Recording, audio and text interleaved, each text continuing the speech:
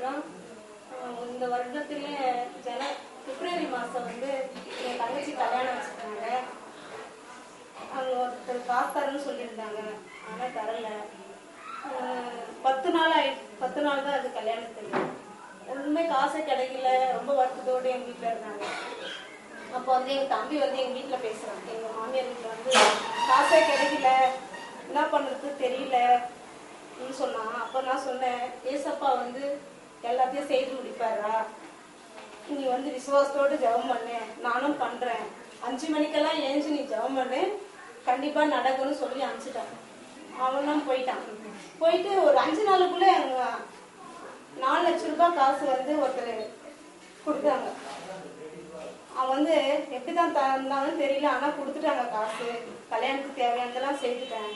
வந்து சொல்ல ரொம்ப வருத்தத்தோடு இருந்தவங்க ரொம்ப சந்தோஷம் அடைஞ்சு ஏசப்பா கிட்ட நான் சொன்னேன், ஏசப்பா உமக்கு நன்றி, நான் என்னுடைய குரலை எனக்கு கேட்டதுக்காக உமக்கு நன்றின்னு சொல்லி ஜெபிச்சேன்.